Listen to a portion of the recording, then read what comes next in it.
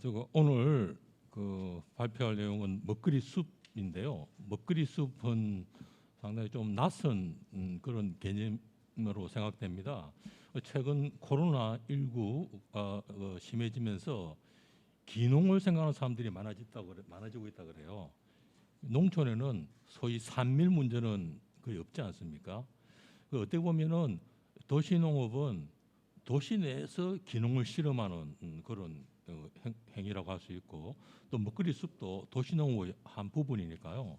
오늘 한 20분 동안 이 먹거리 숲의 이 무엇인지, 그리고 이 사례들은 어떤지, 그리고 앞으로 과제는 무엇이 있는지 세 가지를 중심으로 해서 한번 이야기를 해보겠습니다. 먹거리 숲은 영어로는 푸드 포리스트입니다. 먹거리 숲이죠. 보통 먹거리 숲이라고 하면 굉장히 엄청나게 큰 것을 생각하는데 그렇지는 않고요. 굉장히 조그맣게 우리 집 개인 정원에도 숲을 만들 수 있고, 화분내까지만 먹거리 중심으로 해서 이렇게 이렇게 만들어도 먹거리 숲이라고 할 수 있습니다. 차차 이제 알아보겠습니다. 왜 지금 먹거리 숲을 이야기하는가? 좀 생소한 개념이긴 해도요. 그걸 보시면은 크게 한 네 가지로 이렇게 이야기를 할 수 있습니다. 첫째는 미세먼지 문제입니다. 최근에는 코로나19 때문에 미세먼지 문제가 잠잠했지만요, 미세먼지 문제가 사라진 건 아니거든요. 지금 이번에 여름에 비도 많이 오고 이래서 그러지, 또 가을에 또 코로나19가 잠잠해지면은 또 미세먼지가 또 심각한 문제를 부과할 수 있고, 지금 현재 잠복해 있는 게 미세먼지 문제인데 숲이 미세먼지를 줄여드니까요, 좋은 대안이 될 수 있겠죠. 그리고 분명히 그냥 채소나 일반 과일을 키우는 것보다는 숲을 가꾸는 것이 도시 환경 개선에 큰 도움이 됩니다. 그리고 기후 위기 대응입니다. 이 숲이 탄소 흡수원 역할을 하기 때문에요. 그래서 먹거리 숲 이야기를 최근에 사람들이 많이 하고 관심을 기울이는 것입니다. 그 다음에 마지막에는 이 도시농업의 정책 국면 탈피라고 해놨습니다. 저는 한 10년 전부터 이 도시농업 쪽에 많이 활동을 해왔지만은 그 당시와 지금 비하면요, 도시농업에 대한 시민의 관심은 굉장히 많이 줄어들었습니다. 그 이유가 여러 가지 있겠지만요, 그 중에 하나 제가 생각하는 거는 이 도시농업의 다양성이 줄어들기 때문입니다. 그냥 텃밭에서 상추 키우는 것 정도로 생각하는데 그렇지 않다는 거죠. 그래서 먹거리 숲은 그런 다양성의 가능성을 보여주고 있습니다. 이 그림에서 보시는 바와 같이 왼쪽 위에 있는 것이 우리나라에서 보는 가장 일반적인 도시 텃밭의 형태입니다. 그런데 그것을 오른쪽 아래에 있는 저것이 이제 먹거리 숲이거든요. 먹거리 숲, 저런 것으로 다 먹는 것으로 되어서 숲을 이루고 있습니다.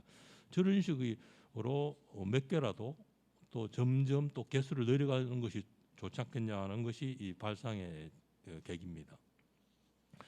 그러면 먹거리 숲이 무엇인가 하는 것을 생각해 보셨는데요.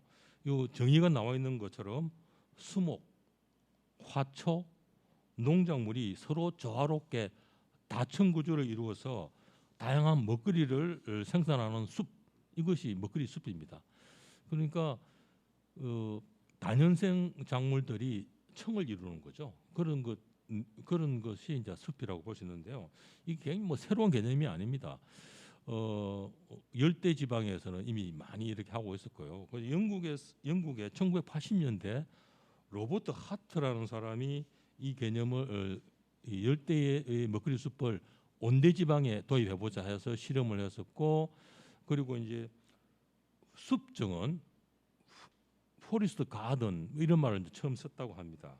그리고 청을 이룬다는 것, 그리고 퍼머컬처와 길드, 오늘 이 자리에서 퍼머컬처가 무엇이고 길드, 즉 동업자 조합인데 이 생태계 쪽에서 많이 쓰는 개념입니다. 이걸 자세하게 설명할 수 없습니다만 뒤에 또 설명할 기회가 있을 거로 생각합니다. 그리고 먹거리 숲이라고 하면 많은 사람들이 산 이렇게 생각하는데 그렇지 않습니다. 우리 도시 내에서 조그만 공원지만 있어도 먹거리 숲이 충분히 가능하다는 것은 뒤에 사례에서 제가 보여드리겠습니다. 그래서 최근에는 기후 위기와 식량 문제 이런 것들 그리고 도시농업의 새로운 다양성을 추구하는 과정에서 먹거리 숲이 굉장히 활발하게 논의가 되고 있습니다. 이 그림에서 보는 바와 같이 먹거리 숲의 기본 구조는 이렇게 7층 구조입니다. 근데 굳이 7층으로 다 할 필요는 없어요. 이 대교목이라는 거는 뭐 밤나무라든지 도토리 같은 키 큰 나무거든요. 근데 옥상에 이 먹거리 숲을 만들다 할 때는 저건 도저히 불가능하겠죠. 그래서 소규모고 이제 사과나무나 배나무 같은 건데 이렇게 굳이 나눌 필요가 없어요. 그래서 뭐 3층, 5층 구조도 관계는 없습니다. 그래서 기본적으로 이렇게 감목이라 할 수 있는 베리, 초본형 허브류, 그다음 지피식물이 이 중에서 제일 중요한 것이 무엇이냐고 제가 한테 물어본다면 저는 지피식물이란 말하고 싶어요. 클로버라든지 민들레라든지 이 지피식물이 그쪽에 눈에 보이느냐 이것이 결정적으로 중요합니다. 왜냐하면 지피식물을 잘 키워야지 잡초가 많이 자라지 않거든요. 그리고 양분을 보호해 주니까요.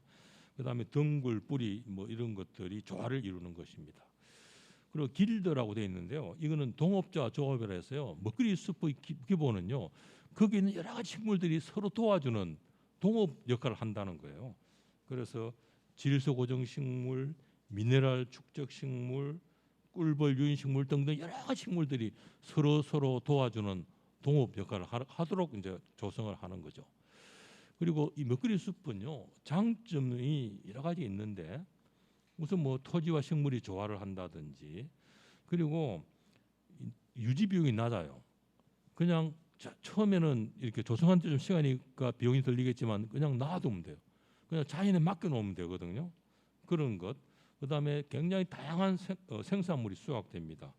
과일, 경과, 씨앗, 허브, 약초 등등해서 뭐 이 슬라이드에 나와 있는 것처럼 그런 다양한 생산물을 수확할 수 있는 것이고요. 그다음에 기후 변화에 대한 강한 회복력, 생물 다양성 증진 등등해서 굉장히 다양한 장점이 우리가 알고 있는 도시 농업의 장점을 뛰어넘는 그런 다양한 장점들을 가지고 있습니다. 그다음에 이제 먹거리 숲과 관련해서 유사한 개념들이 많이 있습니다. 여기 보시는 바와 같이 복합 경작이라든지 산림 농업, 또 숲텃밭, 숲밭. 최근에는 그 일부 환경 단체나 시민 단체에서 숲밭, 숲텃밭 이런 말을 또 많이 씁니다. 시민들이 훨씬 이해하기 쉽다고요. 다 같은 개념입니다. 뭐 인간 경작도 있고요. 자, 그다음에 그래서 지금까지 이 먹거리 숲이 무엇인가 하는 걸 굉장히 짧은 시간에 한번 저희가 생각해 봤는데 이거는 여러 식물들이 서로 조화를 이루면서 다정구조를 이루는데 주로 먹는 것을 가지고 숲을 만드는구나. 그리고 굉장히 많은 장점이 있는 거는 걸 알 수 있고요. 사례들을 보면요. 미국의 그 헤이즐 우드라는 그 피츠버그시에 있는 지역인데요. 이게서 한 900제곱미터 정도 되는 그런 큰 면적이 아닙니다. 도시 내에 있어요. 그 공원지를 이 먹거리 숲으로 만든 사례가 있습니다. 이 보시면 이게 그림에 보시는 바와 같이 왼쪽 위에부터 쭉 오른 시계 방향으로 돌면서 조성을 하는 건데요. 이 공원지 상태 오래 남아 있어서 서리기장으로 바뀌어 하는 것을 동네 주민들이 모여가지고 우리 이것을 텃밭으로 만드는데 숲을 만들자 이런 생각을 만들어 가지고 이걸 작업을 한 거죠. 그리고 그래서 처음에는 이와 같은 이제 설계도를 개념도를 만들었어요. 그래서 먹거리 숲 제가 이제 최근에 먹거리 숲이 많이 만들어지는데요. 저 가서 보면서 이것이 제대로 된 먹거리 숲인지 아닌지 우리 도시 내의 먹거리 숲인지 아닌지를 판단하는 근거가 저는 있습니다. 뭐냐면 저 그림에 보이는 중간에 있는 조그만 원이죠. 이게 공동체의 모임의 공간입니다. 저 모임의 공간이 있어야지 먹거리 숲이고 그렇지 않고 그냥 나무만 심어놓으면 그런 먹거리 숲이 아니에요. 그래서 오른쪽 그림처럼 저 공간에 사람들이 모여서 대화를 하는 그런 거죠. 그리고 이것은 이제 제가 작년에 직접 5월달에 영국의 그 토트네스에 있는 슈마허 칼리지에 그 짧은 코스에 제가 직접 제가 참여했는데요. 저 그림에 보이는 저분이 마틴 크로포드라서 25년 동안 영국에서 먹거리 숲을 만들고 있는 분이에요. 이곳은 이제 그 슈마허 칼리지 바로 옆에 있는 먹거리 숲인데 이분이 한 8,000제곱미터 정도 되는 곳인데 직접 만드는 거예요. 25년 된 숲이라 보면 됩니다. 그 전에는 그냥 그냥 공환지였다고 그렇게 합니다. 그래서 그림을 쭉쭉 보시면은 이거는 이제 그쪽에 있는 대나무로 이렇게 쭉 길을 만들었는데 길이 안 보일 정도로 굉장히 우거져 있고요. 연못이 있는데 그 연못은 있으면 좋지만 반드시 연못이 먹거리 숲의 기본 요소는 아닙니다. 그리고 그 중에 일부인데요. 그 옆에 이제 바구니가 하나 있는데 그 바구니 용도가 무엇이냐면요. 이와 같이 이제 저분이 우리를 또 실습을 할 때도 안내신 분이었는데요. 바로 그 먹거리 숲에서 따온 먹거리들을 가지고 요리를 하는 겁니다. 요리 교실을 열은 거거든요. 어떤 식으로? 그래서 지금 손에 들고 있는 책은 먹거리 숲에서 나온 것으로 요리하기라는 그 책이에요. 그걸 가지고 이제 요리하는 실습을 한 거고요. 그리고 그 먹거리 숲의 중간에 이런 공동체 모임의 공간을 만들고 있습니다. 그래서 이것이 있느냐 없느냐 하는 것이 이 도시 먹거리 숲의 아주 결정적인 요소가 되겠죠. 그리고 이와 같이 그 개인 정원에도 먹거리 숲이 가능합니다. 여기는 지금 뭐 여러분이 잘 아실지 모르겠지만 포도나무가 있고요. 그 크랜베리, 구스베리 같은 각종 베리류도 있습니다.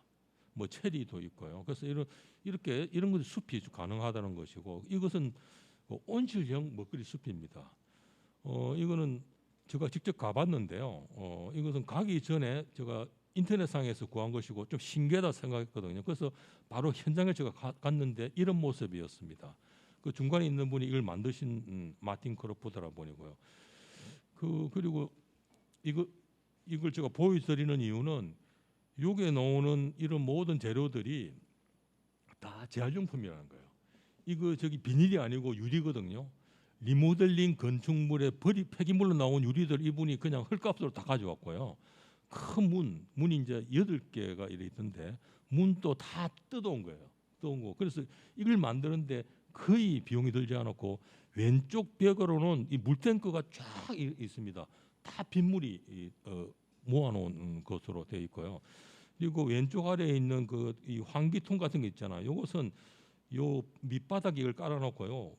바깥으로 연결이 되어 있습니다. 그래서 제가 온도가 굉장히 더워요. 그래서 온도가 너무 올라갈 때는 그 바깥에 있는 그 문을 열어가지고요, 그 뚜껑을 열어가지고 찬 공기가 들어오도록 이렇게 자연 환기를 하는 그런 방식이었습니다. 뭐 한번 쭉 구경을 해보시죠. 이게 온실, 그러니까 이게 온실의 높이가 높은 것은 먹거리 숲을 고려해서 만든 것인데 그렇습니다. 이 중간에 보이는 것은 이 무화과인데요, 아주 무화과가 잘 열려 있습니다. 그리고 이거는 영국의 레딩이라는 곳에 있는 RISC, 그 레딩 그 국제 솔리데리티 센터, 그 일종의 그 영국 그 레딩 지역에 있는 시민 사회 단체의 공동 사무실이에요. 이 사무실의 옥상에 이런 그 먹거리 숲을 만들어 놨더라고요. 그러니까 보통 우리 같으면은 저 정도 규모에 이 그리 크지 않습니다. 세로 6m, 가로 32m 정도밖에 안 되거나 200제곱미터가 채 안 되는 그런데 이쪽 사람들이 이 옥상을 리모델링하면서 숲을 만들자고 생각을 한 거거든요. 그래서 이런 식으로 그래서 여기 보이는 뭐 데크라든지 이런 것들이 다 저 자세히 영어를 읽어보시면 알겠지만은 다 재활용품으로 해서 만들어서 했습니다. 왜냐하면 이 건물 자체가 시민사회단체 종합사무실로 서는 것이기 때문에 그걸 다 고려를 한 것 같아요. 그래서 이 그림 보면은 왼쪽에 이제 이 오래돼서요, 그 이제 물도 새고 그다음에 이 단열도 잘 안 돼서 그런 걸 가지고 리모델링하는 과정에서 자연스럽게 옥상 먹거리 숲이 만들어진 겁니다. 이걸 모델해서 우리 서울시에서도 이 가락동 가락몰에 옥상 먹거리 숲을 지금 만들어 놨습니다. 그 인생 프로젝트라고 2018년 12월에 우리나라도 상영이 된 건데요. 이 노부부 90세와 90세 할아버지와 87세 할머니의 그 도시 텃밭, 도시 농업 경험기죠. 다큐멘터리인데요. 이것이 보면 전형적인 먹거리 숲이라고 저는 봅니다. 중앙에 한 200제곱미터 정도 되는 텃밭이 있고요. 그 가장자리에 숲을 이렇게 만들어 놨습니다. 뭐 이런 것들도 좋은 사례라고 할 수 있겠죠.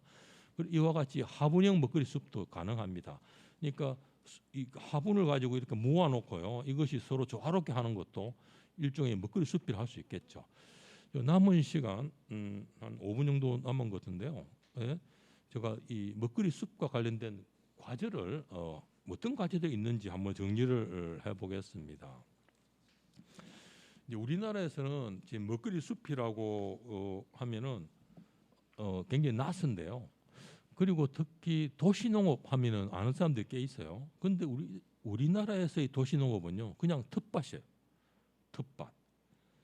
전통적인 농업 개념에 기초한 텃밭이 도시농업이 전부 다라고 생각합니다. 그래서 우리나라 그 농식품부에서는 2018년에서 2022년까지 그 5개년 우리나라 도시농업 종합 계획이 있습니다. 거기에서 다루는 주요한 목표가 뭐냐면요, 전국의 도시 텃밭 면적 확대입니다. 그런 양적인 것만 갖고 나오거든요.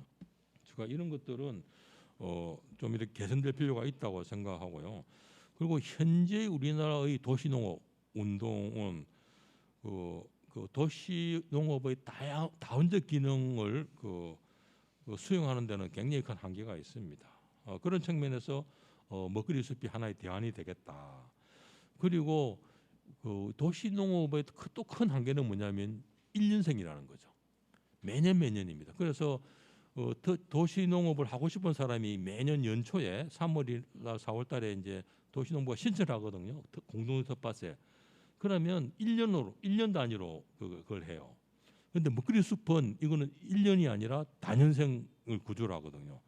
그래서 많은 단체장들은 1년 단위의 이 텃밭 만드는데 신경을 많이 쓰고 관심이 많지, 이 다년생인 먹거리 숲을 만드는 데는 큰 관심이 없는 것 같아요. 이거는 기본이 5년이거든요.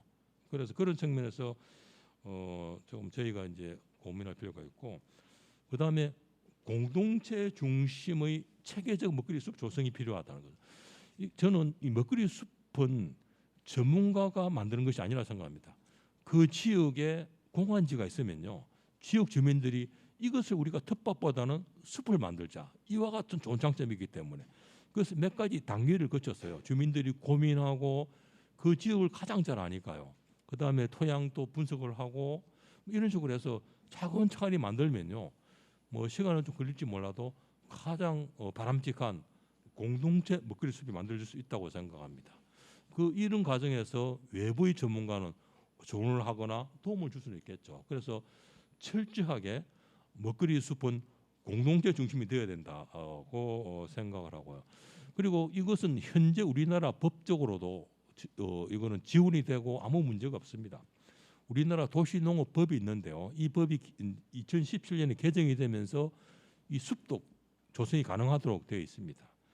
그리고 우리나라는 도시농업공원도 가능하도록 되어 있는데, 이 도시농업공원도 먹거리 숲을 만들 수도 있겠죠. 그리고 최근에 2020년 6월에 우리나라 법이 새로 만들어졌습니다. 도시숲법이에요. 도시숲법이라는 걸 새로 만들어졌으니까 이런 것도 우리가 또 고려를 하면서 먹거리 숲을 만들면 좋겠습니다. 그리고 먹거리 숲을 만들 때 너무 단기적이 아니라 굉장히 장기적으로 비전을 가지고 도시 전체에 우리 이것이 네트워크가 되는 게 좋은지 하는 큰 그림을 그리고 이렇게 먹거리 숲을 만들면 좋겠다는 것이고요. 마지막으로 이제 제가 제안을 하고 싶은 거는요, 우리나라 현재 도시농업 경작지들이 굉장히 많은데요, 전부 다 임시지입니다. 임시 공원지를 쓰고 있어요. 그래서 내년이 어찌 될지 모릅니다. 그래서 우리는 먹거리 숲을 하나 둘 늘려가면서 영구적인 도시 내의 경작지를 많이 확보하는 것을 제가 제안을 드리고요. 그리고 서울시 같은 경우는요, 땅이 많지 않으니까 비어 있는 옥상에 옥상 먹거리 숲을 만들자는 제안을 드리고 싶습니다. 그리고 이런 모든 과정은 지역사회 단체, 지역 주민이 중심이 되어서 만들어가야 된다는 걸 다시 한번 강조하면서 제 발표를 마치겠습니다. 감사합니다.